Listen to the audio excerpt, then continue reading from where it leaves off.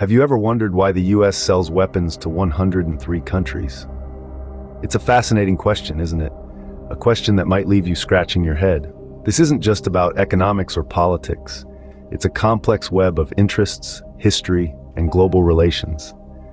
So how did we get here? What's the story behind this vast network of arms trade? Let's dive into the history of the US arms trade to find some answers. In the grand scheme of things, power has always held a peculiar fascination for mankind. Whether it's the power to protect or the power to dominate, it's a seductive force that shapes entire civilizations. Now let's take a moment to consider what symbolizes power more than a weapon. A weapon can protect a nation, uphold peace, or unfortunately wage a war. So when a country like the United States, one of the most powerful nations in the world, decides to engage in the arms trade, it's about more than just making a profit. It's about power, influence, and strategic positioning on the world stage. It's about creating alliances, maintaining balance, and sometimes preserving the status quo. But how did this all begin? What historical events led to the US becoming the world's leading arms supplier? To answer that, we need to take a step back in time. Let's delve into the history of the US arms trade. And remember, don't forget to subscribe to our channel for more enlightening content like this. The story begins in the early 20th century, with the United States emerging as a global power. Even then, the seeds of what would become a vast arms trade were starting to sprout. World War I was a pivotal moment, marking the first significant instance of the US selling arms on an international scale. These transactions were initially driven by alliances and the necessity of warfare, as the US supplied its allies with the weapons needed to fight common enemies. Fast forward to World War II, and the arms trade had grown exponentially. The United States, now a fully fledged superpower, was supplying arms to over 40 countries, strengthening its geopolitical standing while fueling the war machines of its allies. Then came the Cold War era, a time of tense global politics and the threat of nuclear annihilation. The arms trade became a key component of the US strategy to contain the spread of communism. It was during this era that the US began supplying arms to regimes that were ideologically aligned or strategically important, regardless of their human rights record. This era cemented the United position as a major global arms supplier, with its weapons reaching every corner of the globe. As the 20th century gave way to 21st, the arms trade continued to evolve. The end of the Cold War didn't mean the end of arms sales. Instead, the US shifted its focus to combating terrorism and maintaining global security.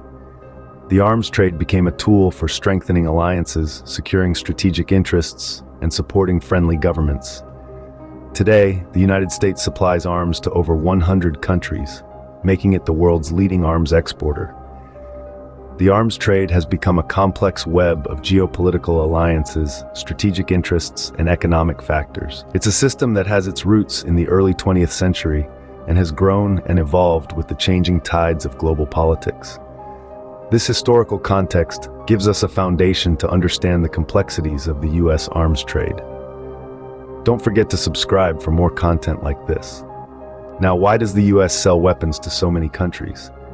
This is a question that may have crossed your mind at some point. Let's delve into the three main reasons: political influence, economic benefits, and maintaining global security balance. First off, political influence. Arms trade is not just about selling weapons. It's also about building and maintaining alliances, establishing trust, and exerting influence. When the US sells weapons to a country, it's not just a transaction, it's a relationship. The receiving country becomes somewhat dependent on the US for its security needs. This gives the US a certain level of influence over the country's foreign and domestic policy decisions. It's a subtle form of diplomacy, one that speaks the language of power. Next, let's talk about economic benefits. The arms industry is a major part of the US economy. It's a multi-billion-dollar industry that employs hundreds of thousands of people across the country. From the engineers who design the weapons, to the factory workers who build them, to the salespeople who negotiate the deals, the arms trade touches every corner of the economy. It's a source of jobs, tax revenue, and technological innovation. Finally, there's the issue of maintaining global security balance. The world is a complex place, with many countries vying for power and influence. The US, as one of the world's superpowers, has a vested interest in maintaining a certain balance of power. By selling weapons to its allies, the US can help ensure that no single country or group of countries becomes too powerful. It's a delicate balancing act, one that requires careful judgment and a deep understanding of global politics.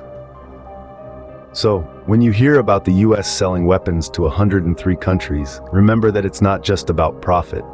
It's also about power, influence, and maintaining a certain global order. It's a complex and often controversial issue, but one that's deeply rooted in the realities of international politics and economics. So it's not just about profit, but also about power, influence, and maintaining a certain global order. But what are the implications of this arms trade for the US and the world at large? Well, let's delve into that. Picture this. You're selling a high-tech weapon to a friendly nation today. Tomorrow, the political climate changes, and that nation is no longer so friendly. Your high-tech weapon now in the hands of a potential adversary. This is the potential for misuse of weapons that's inherent in the arms trade. And it doesn't stop there. There's also the issue of conflicts fueled by arms sales. When weapons are readily available, it's easier for tensions to escalate into full-blown wars. A dispute that could have been resolved diplomatically may instead turn into a destructive conflict. It's like adding fuel to a fire. The more fuel you add, the bigger the fire gets. However, the arms trade isn't just about conflicts and potential misuse of weapons. It also raises some thorny ethical questions. Should a country be selling arms to nations with questionable human rights records? Where do we draw the line between national security interests and ethical responsibility? These are questions that don't have easy answers. Furthermore, the ripple effect of the arms trade extends beyond the battlefield. It affects economies, societies, and even the environment. The production of weapons consumes vast amounts of resources, contributing to environmental degradation. Economies become dependent on the arms trade, creating a vicious cycle that's hard to break. And societies are torn apart by conflicts fueled by readily available weapons. So it's not just about selling weapons and making money. It's about the broader impact those sales have on the world. It's about the potential for misuse of those weapons, the conflicts they can fuel, and the ethical dilemmas they raise. It's about the effect on economies, societies, and the environment. In short, the arms trade isn't a simple issue. It's a tangled web of implications that extends far beyond the initial sale of a weapon. It's clear the arms trade is a complex issue with far-reaching implications. Now that we've explored the history, reasons, and implications, where does the US stand today in the global arms trade? Let's dive into the present, shall we? Right now, the United States is the world's leading arms dealer. Yes, you heard it right. The US holds an estimated 1/3 of the global arms market. That's a massive slice of a pie that's worth over $100 billion. This isn't just a number, it's a testament to the influence the US wields on the global stage.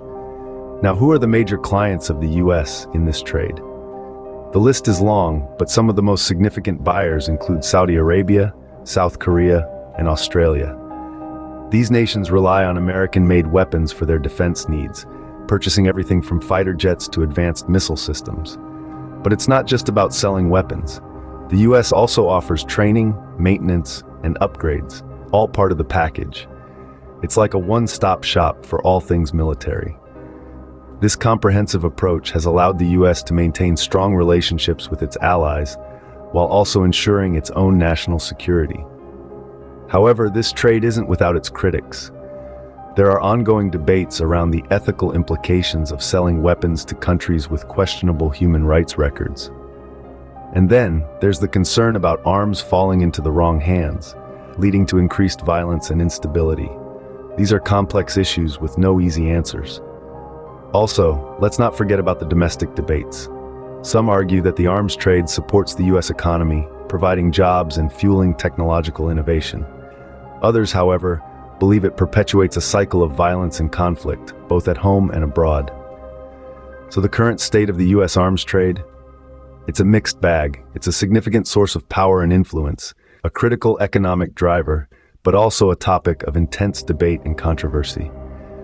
The US continues to play a leading role in the global arms trade, a position fraught with challenges and controversies.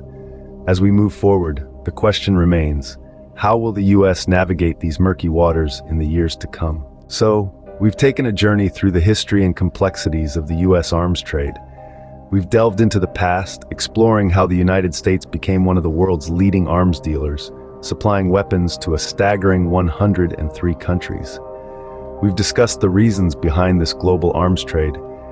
It's not just about generating revenue, it's also about maintaining geopolitical influence, supporting allies, and even promoting peace. Although that last part can be a little controversial. We've also pondered over the implications of this trade. The impact is far-reaching, affecting global power dynamics, local conflicts, and even the lives of everyday people in war-torn regions.